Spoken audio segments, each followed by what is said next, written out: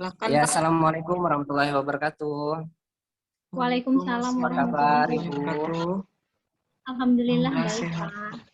Ya, mudah-mudahan sehat semua ya. Saat ini saya akan mencoba memberikan presentasi mengenai asesmen diagnostik.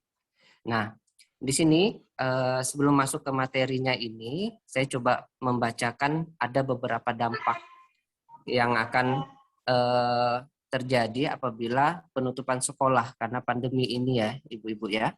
Yang pertama itu ketidaktercapaian belajar. Yang kedua, kemampuan siswa makin menurun. Yang ketiga, ketimpangan pengetahuan yang semakin lebar. Ya Ibu ya, ini saya sambil mengubah materinya lagi.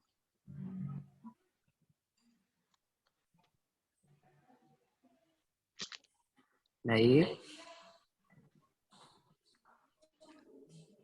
Selanjutnya, untuk yang keempat itu perkembangan emosi dan kesehatan psikologis terganggu. Selanjutnya, rentan putus sekolah dapat berdampak pada pendapatan siswa di kemudian hari. Nah, ini ada beberapa dampak penutupan sekolah ya, Ibu-ibu ya, selama di masa pandemi ini. Baik, selanjutnya saya akan melanjutkan materinya, yaitu yang berkaitan dengan asesmen diagnostik. Yang pertama, asesmen diagnostik di awal pembelajaran. Selama masa pandemi ini, penting bagi sekolah untuk melakukan asesmen berkala.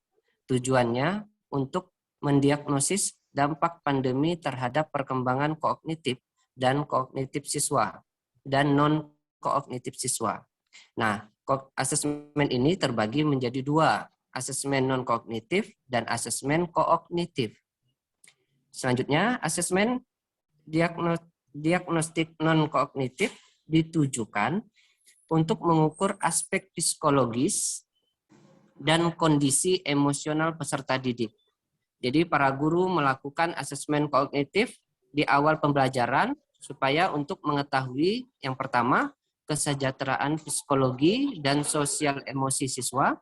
Yang kedua, aktivitas selama belajar dari rumah. Yang ketiga, kondisi keluarga dari peserta didik tersebut. Baik, selanjutnya, adapun untuk melaksanakan asesmen non-kognitif ini, para guru dapat menyiapkan alat bantu berupa gambar ekspresi emotikon dan daftar pertanyaan kunci. Contohnya, seperti apa saja aktivitas kamu selama belajar di rumah. Yang kedua, hal apa saja yang menyenangkan dan tidak menyenangkan. Yang ketiga, apa harapan kamu? Nah itu ya Ibu ya. Selanjutnya, untuk asesmen diagnostik non-kognitif, untuk guru, memberikan gambar emosi ke siswa. Kedua, meminta siswa mengekspresikan perasaannya. Yang ketiga, identifikasi siswa dengan ekspresi negatif. Yang keempat, selama belajar dari rumah dengan cara bercerita melalui tulisan atau gambar, serta mengidentifikasi siswa memilih ekspresi negatif. Pada minggu pertama, guru harus mengajak siswa berdiskusi. Yang kedua, mengidentifikasi siswa yang memiliki tantangan. Ya, jadi bisa dicoba nanti ya. Yang ketiga, diskusi dengan dewan guru dan kepala sekolah. Dan yang keempat, tindak lanjut kepada siswa dan orang tuanya.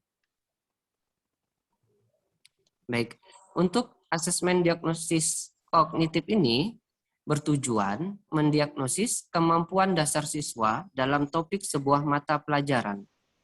Berikutnya, para guru melaksanakan asesmen kognitif. Hal ini dilakukan supaya mengidentifikasi pencapaian kompetensi siswa. Yang kedua, menyesuaikan pembelajaran dengan kompetensi rata-rata. Yang ketiga, memberikan kelas remedial atau pelajaran tambahan bagi siswa di bawah rata-rata. Jadi, masih memberikan kesempatan ya Ibu-ibu ya kepada siswa apabila ada yang masih remedial. Selanjutnya,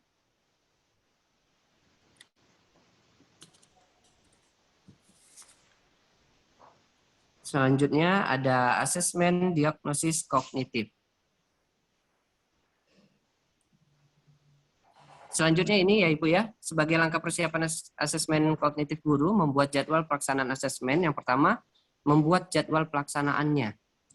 Kedua, menyusun materi soal berdasarkan panduan yang disediakan oleh Kemendikbud. Kemudian guru akan memberikan kepada semua siswa di kelas dan memberikan diagnosis. Selanjutnya, berdasarkan hasil-hasil diagnosis asesmen ini, guru akan membagi siswa menjadi 3 kelompok untuk pelaksanaan pembelajaran dengan pendekatan yang berbeda. Nah, asesmen diagnosis kognitif ini, ketiga kelompok tersebut antara lain, siswa dengan rata-rata kelas akan diajar oleh guru kelas. Yang kedua, siswa 1 semester di bawah rata-rata mendapatkan pelajaran tambahan dari guru kelas. Yang ketiga, siswa 2 semester di bawah rata-rata akan dititipkan ke guru kelas di bawah atau membuat kelompok belajar yang didampingi orang tua atau pendamping lainnya. Berarti masih bisa tetap didampingi untuk bagi peserta didik yang mendapatkan nilai yang di bawah rata-rata. Nah, selanjutnya selama pandemi ini untuk kepala sekolah akan memastikan kepada guru-guru untuk tetap melakukan rangkaian asesmen diagnosis secara berkala dan melaksanakan kegiatan pembelajaran sesuai dengan kompetensi siswa. Dengan demikian, perkembangan kognitif dan non-kognitif siswa selama masa pandemi dapat terus dimonitor dan memenuhi target pencapaian belajar tersebut. Nah, untuk materi saya untuk hari ini mengenai asesmen diagnostik, ya mungkin ada yang masih belum jelas untuk ibu-ibu yang bisa ditanyakan ke saya. Saya mau nanya, Pak. Iya, Ibu Rini. Ini saya masih belum jelas ya tentang, bisa Bapak jelaskan lebih terperinci lagi tentang itu apa tujuan dari asesmen diagnosis itu, Pak? Oh iya, baik. Untuk tujuannya ya Ibu ya. Iya, Pak. Nah, untuk tujuan asesmen diagnostik ini yaitu untuk memetakan kemampuan semua siswa di kelas secara cepat dan mengetahui siswa yang sudah paham atau yang masih agak paham dan siapa saja yang belum paham. Nah, makanya itu tujuan dari asesmen diagnosis. Dengan demikian, guru dapat menyesuaikan materi pembelajaran dengan kemampuan siswa. Nah, jadi kan untuk kemampuan siswa ini kan berbeda-beda ya Ibu ya. Jadi itu masih bisa kita lihat anak tersebut masuk ke mana nih yang kita petakan tadi nih, ketiga itu tadi gitu. Jadi untuk guru kan bisa nih mengetahui mana peserta yang cepat nangkap, mana yang kurang paham, mana yang kadang-kadang yang mungkin belum sampai apa yang kita sampaikan. Nah, itu perlu adanya pendekatan juga. Seperti itu ya Bu Rini ya. Iya, Pak. Cukup jelas. Iya. Baik, selanjutnya mungkin ada yang ingin bertanya, Bu Marwita, Bu Fani. Ya, cukup. Alhamdulillah. Dan mengerti. Ya, alhamdulillah. Terima kasih untuk ibu-ibu telah mengikuti kegiatan presentasi untuk asesmen diagnostik kita pada hari ini. Baik, untuk mengakhiri, saya ucapkan terima kasih. Assalamualaikum warahmatullahi wabarakatuh. Waalaikumsalam warahmatullahi wabarakatuh.